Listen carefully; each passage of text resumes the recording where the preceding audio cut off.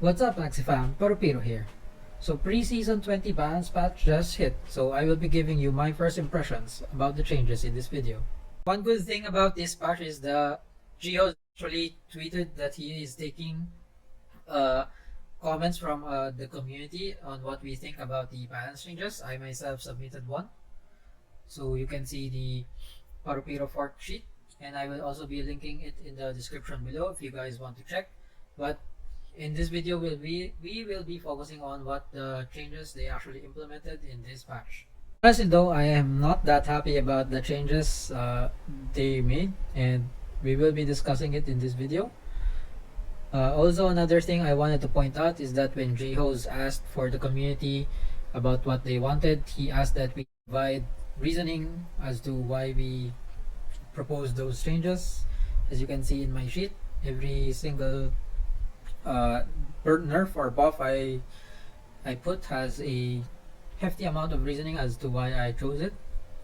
I just wish that next time Axie releases a balance patch, they give us insights on why they do release such changes to the patch. Anyway, let's start with the most questionable change for this season. I think it is Little Owl. So previously Little Owl was 25-0. Then after the patch it is now 10-0. And I am actually wondering why Sky Mavis even decided to nerf Little Owl, considering it already has pretty low stats compared to the other backdoor cards. Furthermore, I don't think I've ever seen Little Owl in anyone's sheets to those who submitted to Jihos. And then we also have to look at the bigger picture here. They didn't actually just nerf Little Owl, they nerfed every single backdoor card that was being used last season. So Winghorn, Sneaky Ray, Shrimp, Little Owl all got hit. So the other backdoors is Gerbil and Watermelon. Those didn't get hit because those were not being used, and actually Gerbil got a buff. So I think they nerfed these cards because backdoors were very prominent last season with Sneaky, Raid Mechs, and Shrimp Aquas. But this damage nerf comes after they changed the skill bonus to dealing percent of the base attack instead of the flat damage we had last season. So nerfing this backdoor cards by 10 damage is quite a lot because the damage is already reduced because they changed it back to percent damage, and we will hardly be getting any more combo damage here. So it's like a double nerf. The backdoor cards got reduced by their damage by a lot this patch. So for this one, I really want to see what data they were looking at, why they chose to nerf it. But for at least for me, what I am seeing is that they wanted to prevent a standard bird to kill a pure aqua with just the 4 cards. So a standard bird has 420 HP. So now with the nerfs to Little Owl and Egg Bomb, backdoor bird cannot kill a pure aqua with 0 shield easily. He needs to play Little Owl, Egg, and double blackmail, or Little Owl post fight and double blackmail to kill him, because otherwise because of the nerf in damages, it will not be enough to kill.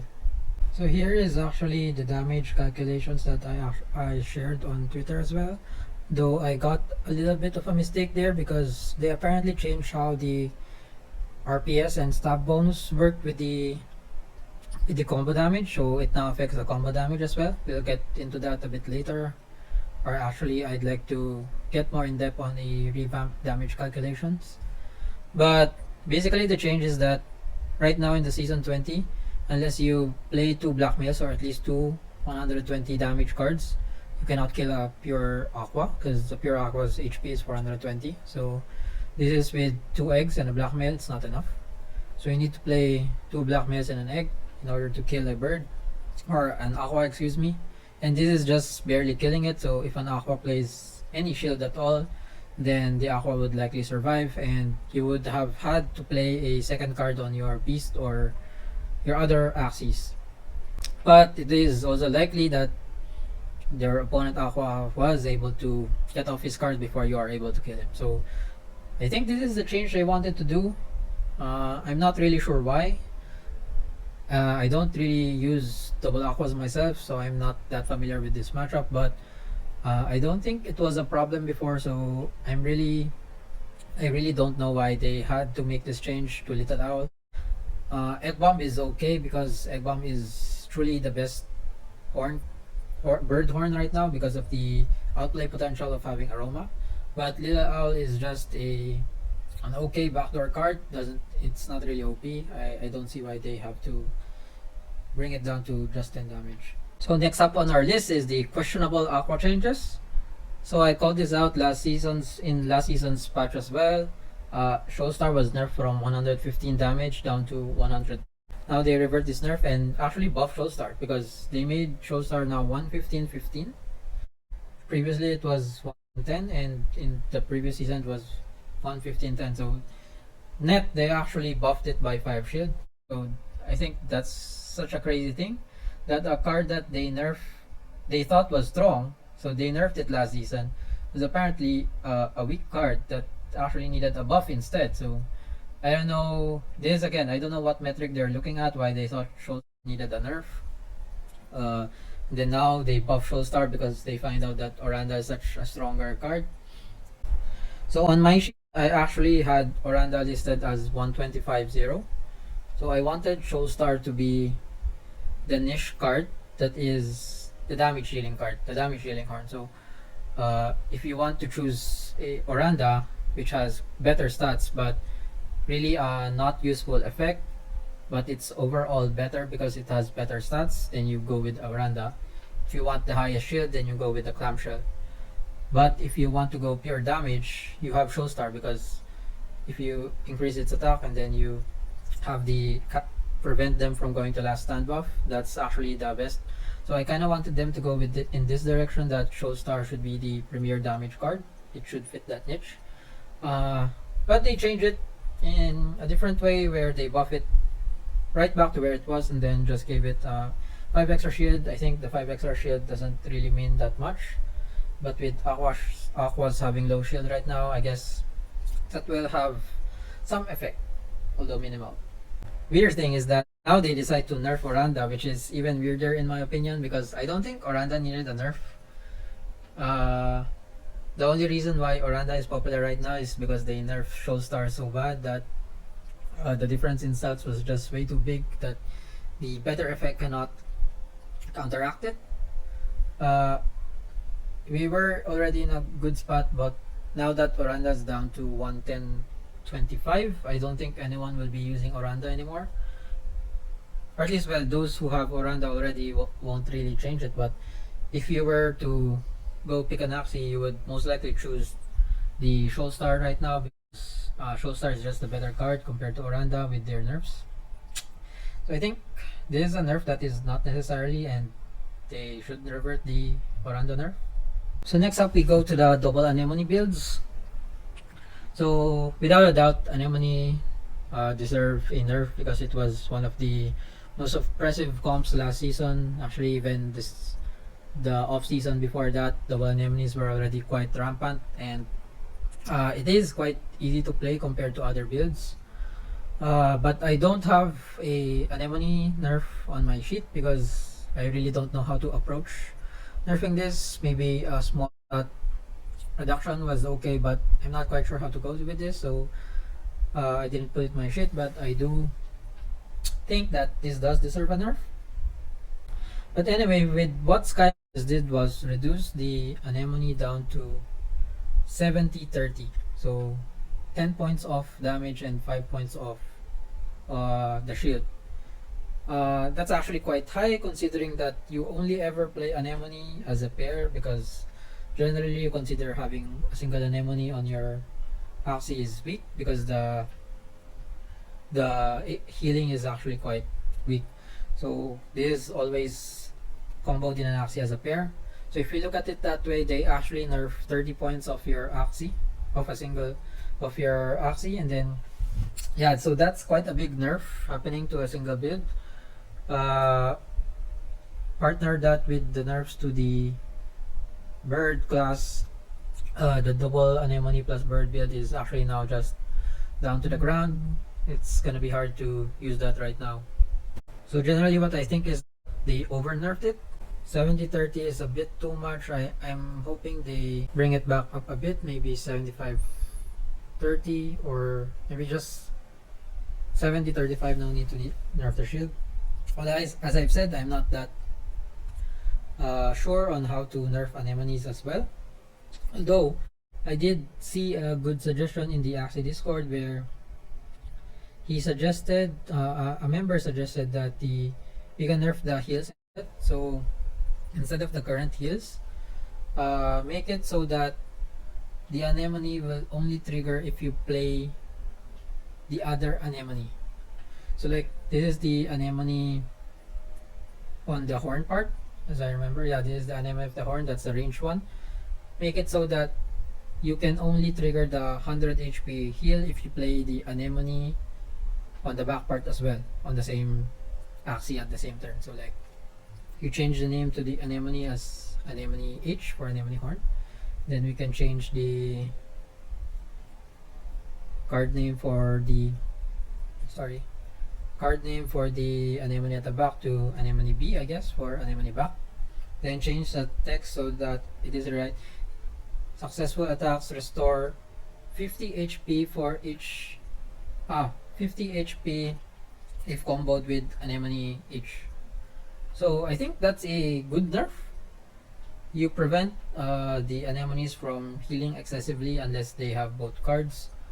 It kind of prevents them from, they can still heal, but they cannot heal all the time now back to full HP unless they stock up on cards. So I think that's a decent way to approach this thing. Then of course I still think that you need to kind of reduce the damage, so change the text to that you're needing to combo the other part with the anemone, and then maybe reduce this to 75 damage. I think that's a okay nerf as well, but that's my opinion.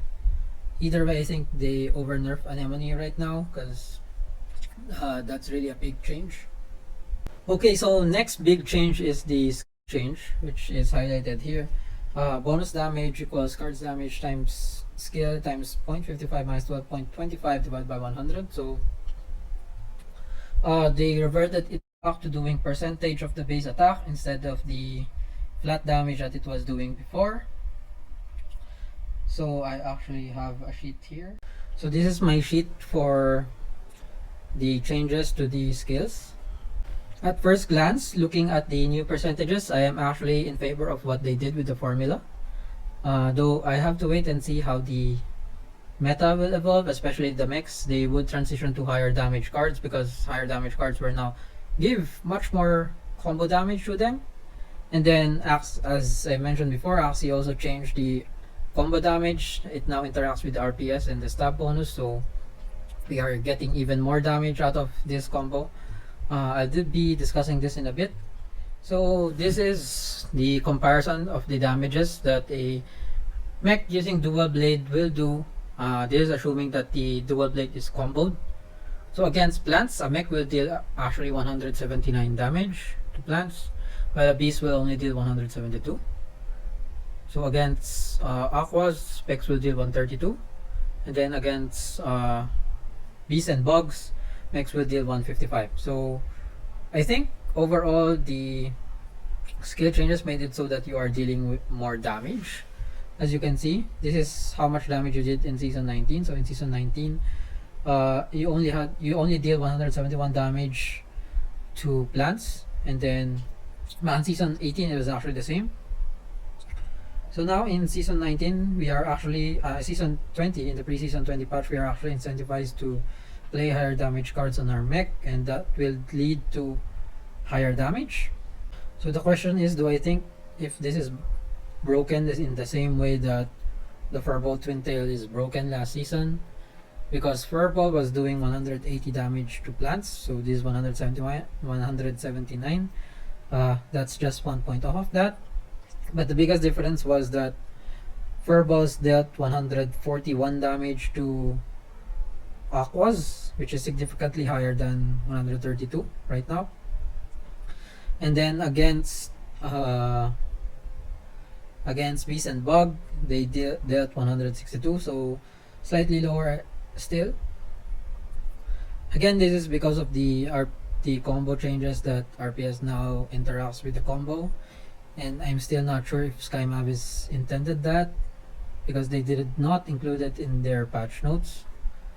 But this is what a few games of testing showed me.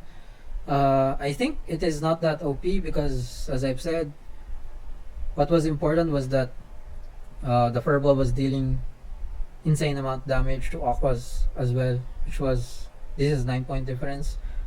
I think that's a big difference, that you are able to use a beast card and still deal tons of damage to Aquas. This is 132. It's not that far from your base damage. Before season 18, it's 129. I think it's smaller compared to compared to the others. So in summary, I actually like this change. I actually like how they did this change, but the one thing I hate about this is that this change is coming right after they did the season 19 change. If they skipped the season 19 change and from season 18 they went to this percentage, this new percentage, I would be all for it.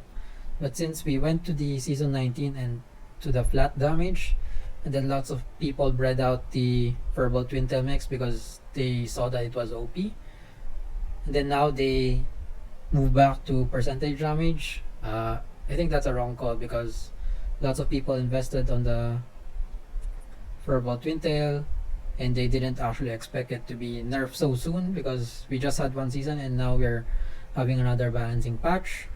Then those mechs now are actually quite useless. Well, not really useless, but in the top tiers those will be less used because the damages are way lower right now. So it's just like you wasted the entire month or more breeding those out, and then now they're not efficient anymore. So basically I just hate that change because it's just way too different. You go from percentage to flat and then back to percentage. That's like going back on your word. You can't just change something, go back. It's a very big change as well. I don't like that. To conclude that, I actually sorry, appreciate that Sky Mavis did try to do a big change like this. It's not easy to balance things, especially when making big changes, but I really wish that I like that right now they are asking for the community's opinion before releasing the balancing patch. As we, the community, are actually the ones playing this game, we love this game, so we know how the damage numbers really work, especially from the top players. So I'm happy that now they are taking notes and taking opinions from us, although based on the patch that happened right now, I'm also wondering whose ideas they actually got, because only a few of mine were actually implemented, only the most obvious ones. I think this is a good example. If they asked the community for help during season 19, or if they just asked, I don't know if everyone would have said it, but for me, immediately after they launched the season 19 patch, I knew immediately that the mechs would be strong, the Furball Twin Tail mechs would be strong, and then just immediately bought up a bunch of them. And yeah, now we know them as the God mechs. They're quite broken. I just think that we could have avoided having that patch where we have a clearly super strong build, and then they look back on it and say that no, this is not what we want. It was very obvious the moment the flat damage was released, so it could have been avoided in my opinion. Anyway, moving on from this, I will try to discuss the changes in the skill changes in a different video. Basically what I show here is the break-even point.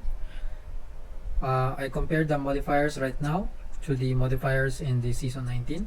So basically what this means is that I need 97.81 damage as a mech so that I will be able to deal the 11.15 combo damage as I was doing before in season 19.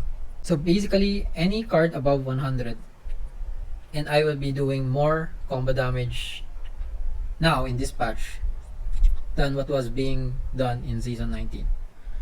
So higher damage cards will actually deal higher damage. Then you add the fact that RPS and stab also now multiplies with combo damage. So in this patch, expect that there is higher burst for some cards, well actually a lot of cards. So next are the Fishknack, Cactus, and Spawn changes. Actually, Spawn should not be included in this. Well, we can include Sponge. So, Fishknack and Cactus are two weird cards because they buff Fishknack last season from 80 shield to 90 shield, and then they buff Cactus from 110 damage to 115 damage. Yeah, so those two changes were like, why did they do those? Because those were already quite good cards, and then they buffed them even more. So those were the weird buffs that got us asking is from what data point are they actually doing these balancing changes, because those two did not make sense. And sure enough, this season they reverted both of those buffs back. They reduced back the Fishknack down to 80 shield and then Cactus down to 110 damage, which is expected because those were already good cards. Buffing them more is just making them overpowered.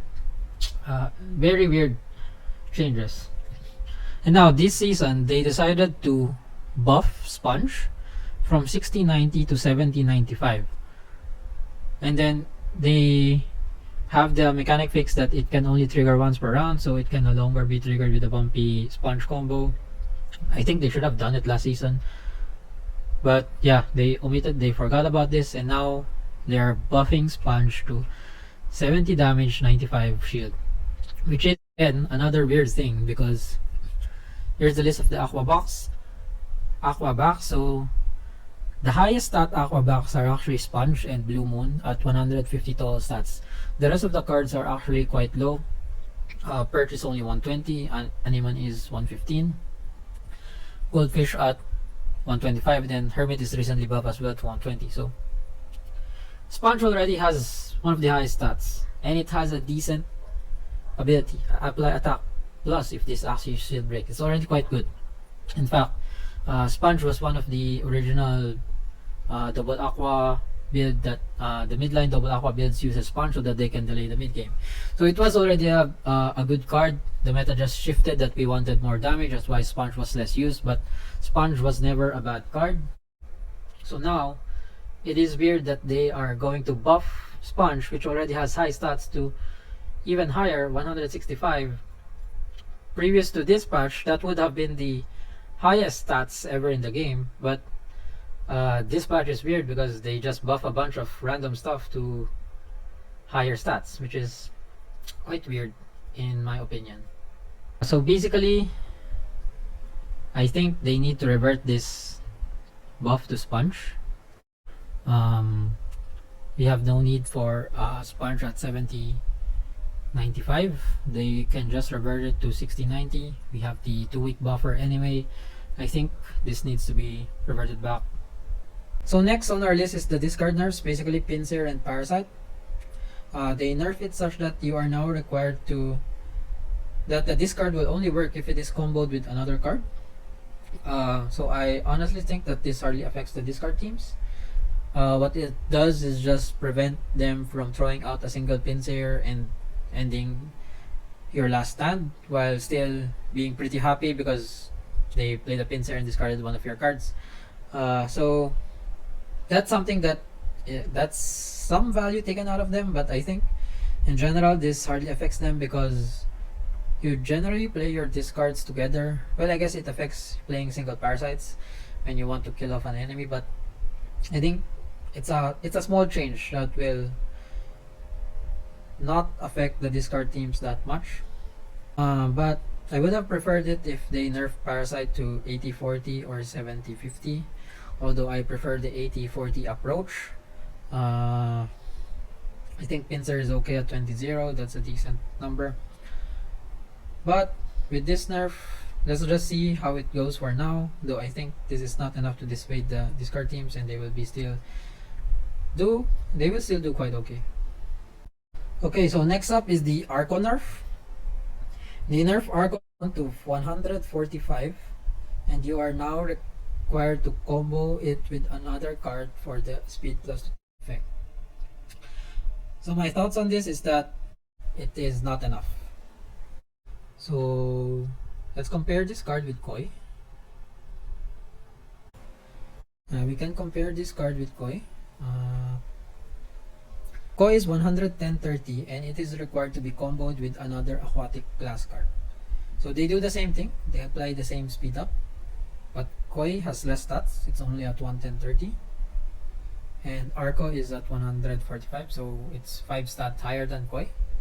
But Koi needs an additional condition, which is it needs to be another aquatic class. Here they just made it another random card.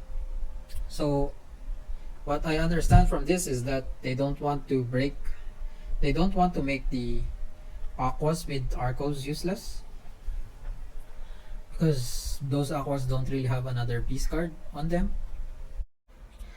But I think if they are taking this approach that they don't want some build to be unusable after a change like that, then they shouldn't have done the changes with the flat to percentage back, because they just made the Fireballs and Twintail quite useless again. Then the extreme approach to the double anemone nerfs is also making them go down to the ground.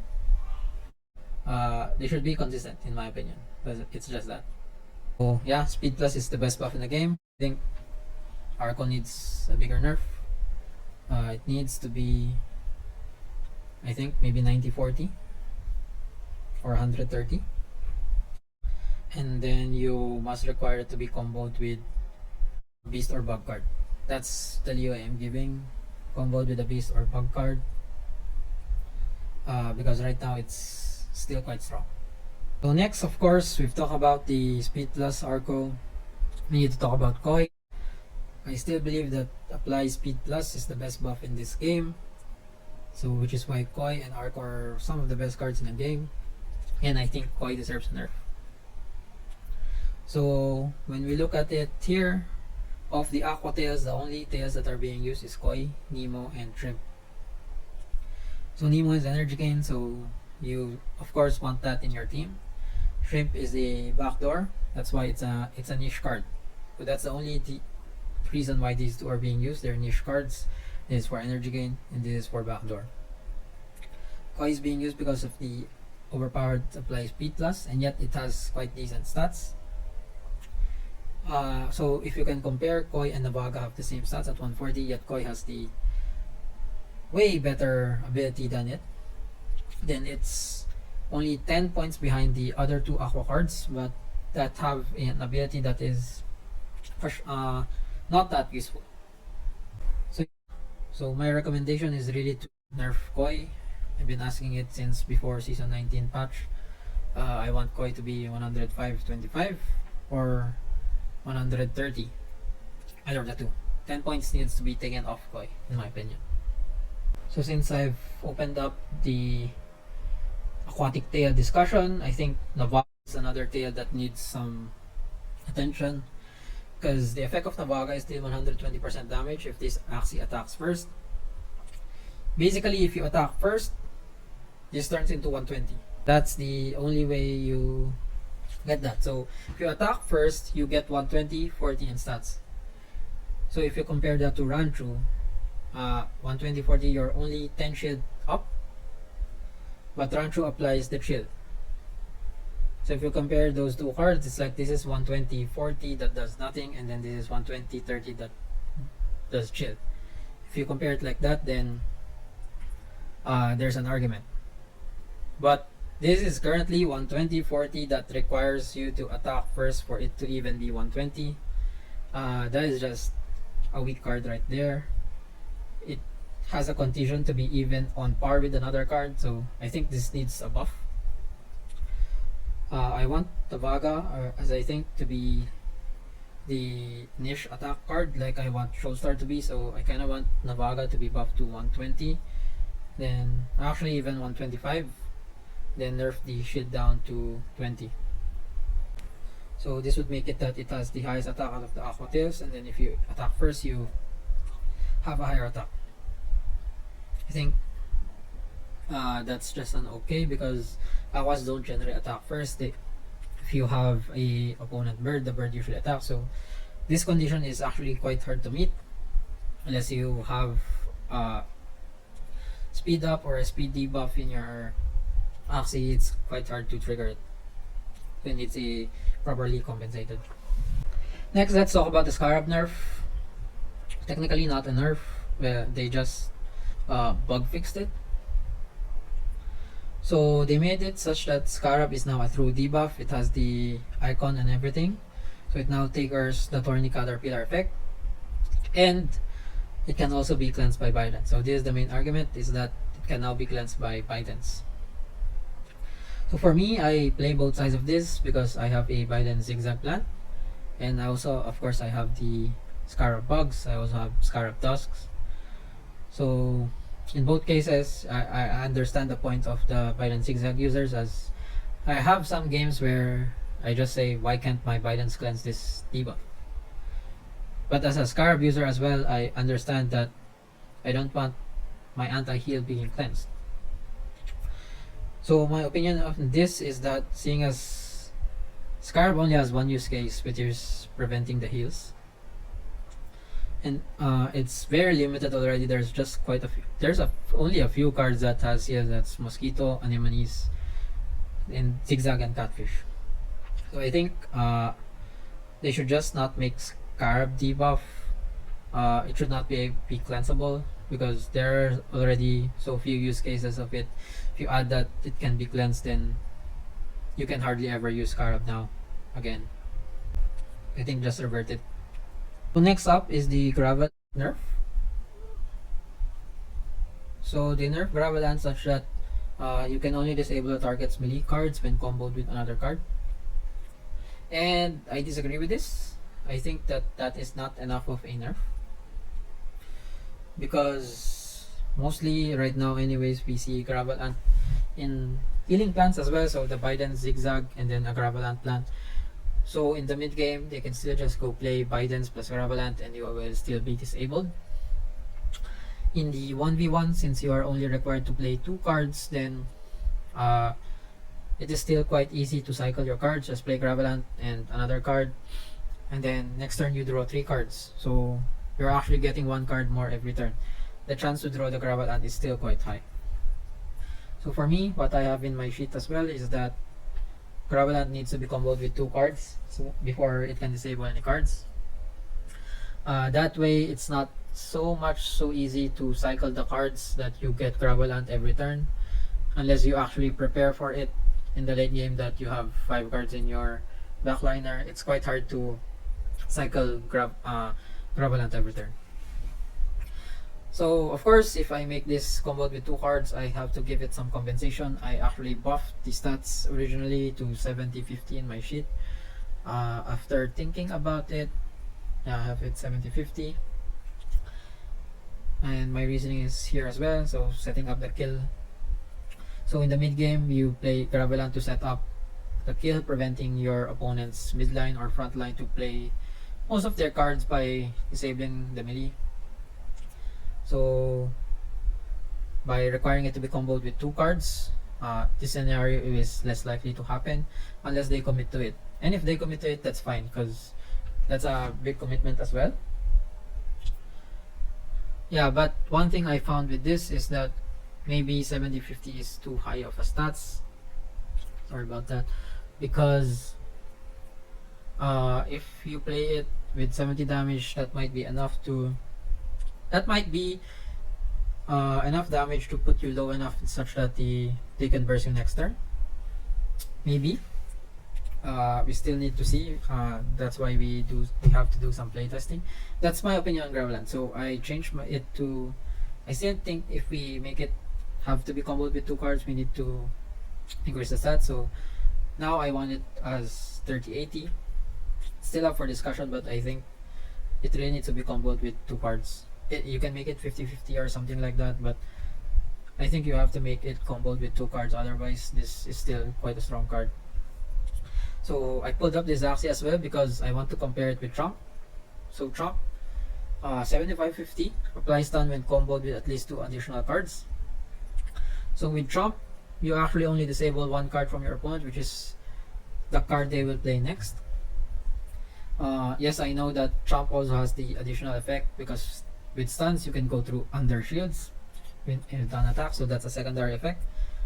But yeah, so with this, you are required to play 2 additional cards to disable just one of their cards. In contrast, with Gravelant, you have to combo it with 1 card and you disable all their melee cards. And the game is full of melee cards. There's like 62% or 63% of the cards in the game are melee. So I think it's a pretty good deal. Lower stats, but you disable most of the cards in the game. That's really better.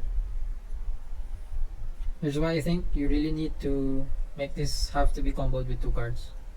Yeah, so I have one more disagreement with this patch. It's probably the biggest one why I am the most. This is the main reason why I'm unhappy with this patch, is the next one. But for that, I'd also just like to say that the devs did do right on a number of things, like the 5 extra shield on Risky Fish was good. Rebalance of the bird cards to 150 stat line, so that's the Cupid. There's another one, Hungry Bird. So I think they could have rebalanced other bird cards as well, but I think those were good takes. I also have them on my sheet. 5 damage of Twin Tail, yes. So aside from nerfing, aside from the skill changes, Twin Tail at 40 damage is really quite strong. Hair nerf, although I would have preferred hair to be at 110, then higher shield, maybe 120, 110, 30. But it's fine. It's still nerf, quite decent. Biden's nerf, Hotbot nerf, those were nerfs that were really coming. And quite a number of the changes they made were actually quite nice, aside from the ones I mentioned here. Actually, I think they did a good job on the others. There are just some that are really questionable, and sometimes you gotta ask from what data did they look at where they thought that these cards needed to be nerfed or buffed. So I just want the devs to have some clarity on that. Maybe next time they release a patch, they give the reasons to. I don't think it's that hard. Other games do it as well. So of course, the last problem I have with this patch is how they handled the buff to certain cards. So namely, Timber, Potato Leaf, Caterpillars, Gila, and Sponge. I've already discussed what I don't like about Sponge. Let's discuss the other cards. So basically, all of these cards already have high stat line but have pretty mediocre effects. So for example, Potato Leaf 70-80, it prevents your Axie from being targeted by an aquatic card. Pretty mediocre considering that you have high shield and then you prevent yourself from being targeted. It's kinda counterintuitive. Yeah, they buff it to 80, so now it's at 160 stat line, which is weird to me. What I wrote in my sheet is that just make this an attacking card. Here's Potato Leaf. So Potato Leaf, I said that it's counterintuitive because you have high shield making you untargetable. It's counterintuitive, so I wanted to rework the stats so that and change the target mechanic to make the card a true anti-aqua card. So the way it works is that if they played an aqua card, they can still target you as long as they don't play an aqua card as the first card. Like if they play a hero and then 3 aqua cards, they can still target you. I think that's bad. I just made it so that aqua Axies cannot target you. I don't know if this is the best approach. I saw on Indes's sheet that he made it so that as long as you have an aqua in your attacks, you cannot be targeted. Maybe that's a better way of dealing things. But yeah, my main point is here is that it's counterintuitive to have defensive stats and not be targetable. That's why I reworked it such that it's offensive heavy, 100 attack, 30 shield. So overall stats is quite lower, but we still have we have a better effect now. I think this is a good change. Not sure about how the devs feel about it, but I think they don't like it. Yeah, so basically my point is that just adding 10 points to every card, that's not being used that much, it's not a good way to approach things. So next is Timber. Let's go to Timber. So Timber already had quite a big of a buff last patch. So previously it was 5100 and no one was using it. They reworked it to 8080, which is I think a good move. But it still didn't quite reach people's attention. And now they further buff it to 9080, making it have 170 stats, the highest in the game. And I don't like this approach. Stop giving unused cards additional stats, because that would just make them stat cards. Like, remove the text and just give as a card with high stats. Once you start doing that, I think the game stops being fun, because you are no longer as building teams with unique effects anymore. You're just building teams with the best stats. I think if that's the approach you are going to approach with this game, it would be less and less fun. So yeah, I forgot if I actually had this on my sheet. I don't think I did. Yeah, I don't think I did. So for Timber anyways, since we're here and they think that they need to buff it, I think just change the effect. So there's other effects you can try. So what I did here is when attacking a plant Axie, apply attack plus and morale plus for 1 round to an adjacent Axie.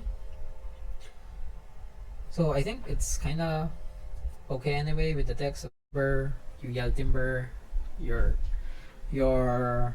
allies get buff, they feel motivated, so they get morale plus and some attack plus for 1 round if you attack a plant Axie. I think that's kinda intuitive.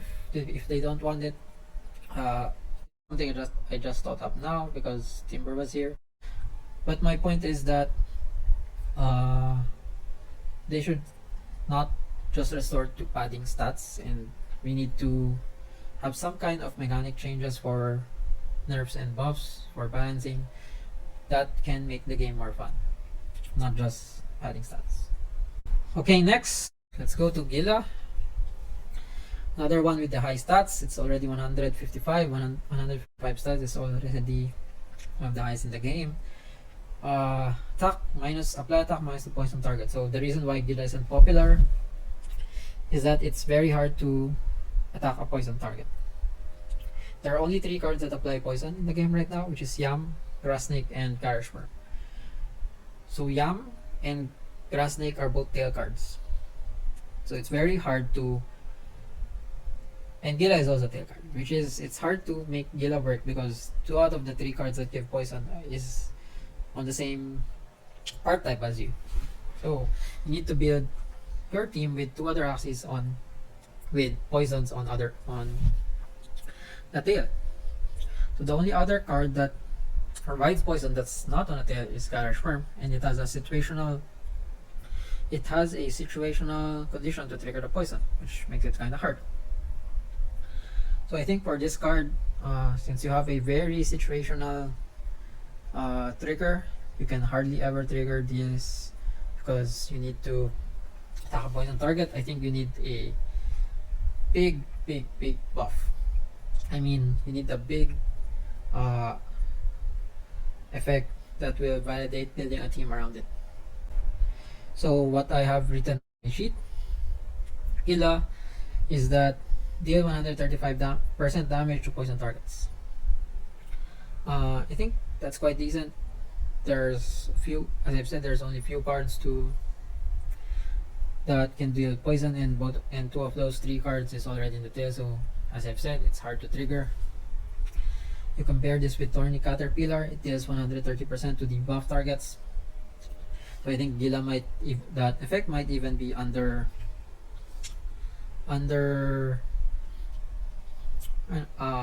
stat. Maybe you can even go higher, but I don't want a broken card, so we can start with 135%, and if it's working, then you can go with there. If it still feels a bit lacking, maybe we can make it higher. So I don't know why my card explorer is paused right now. Anyway, I have also an alternative to just giving it raw percentage. You can make it such that you deal 75% 7.5% more damage for each poison stack, and then you add a cap to it at 45%. Though maybe this is a bit weak. This is just some of the, I'm just trying to highlight that there are tons of things that you can approach to balance these cards, and I think that just buffing stats and making them stat heavy cards is not the way to go. The last card that I will tackle is Caterpillars. It's my Axie card explorer final work. So it's 150. They buffed it to 110.60. So it already had high stats, and then they made it have 170 total stats, making it the highest in the game, tied with Timber.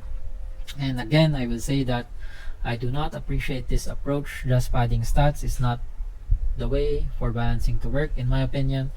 It just makes team building less fun, because if you just really add high stat cards. So on my sheet, what I had for Caterpillars is apply attack minus to attacker if this actually shields break, can only trigger plus once per round. I'm not sure if applying this is enough to make Caterpillars worth it. Maybe you can make it apply 2 attack minus to attacker, but yeah, just change it. If it's not working, change it. Because the problem with Caterpillars is apply fear to shielded targets, which means that you can hardly get value out of it, because you're attacking shielded Axie, so you only have to play it last, or you have to play it by itself, else the Caterpillar effect won't even trigger, because you're breaking the shield before Caterpillar's attack. So it's really a hard card to trigger, which is why it's weak. Which is why I just propose changing it to apply attack minus. If a single attack minus is too weak, maybe apply 2 attack minus. So yeah, that's my take on how Caterpillar should be changed. If you have any ideas for other changes to Caterpillars, I'd hear it as well. But basically, this is my take on this. I'm not sure if the stuff I said about these 4 cards will make the cards viable, but at least I think it will make people think about team building. We can try some experimentation, but if we randomly just buff cards padding the stats because they are not being played, then what's the difference of just making a card with high stats but no card text? So at that point, team building will not be fun. So I know I've said that multiple times, but really it's really saddening for me. When I read that patch notes, I was really sad when I saw those 4 cards. I think it was kind of uninspired, this patch. I don't know if they rushed it. The community suggested balance changes. I don't know how much they actually looked at it, and yeah, I hope they said they have 2 weeks to fix this. I hope they can fix it. So that will be all for this video, guys. Thanks for the support. What cards did I miss in this video? What other balancing do you think is needed for this patch? And what do you think about my analysis on the patch notes and what I wanted with the cards? You can leave them down in the comment below. And also, I'm sorry, I know I haven't been uploading much. The break, I had a short break during the December season, so I wasn't able to play as much. And so that will be all for this video, guys, and thank you again for the support. Till next time.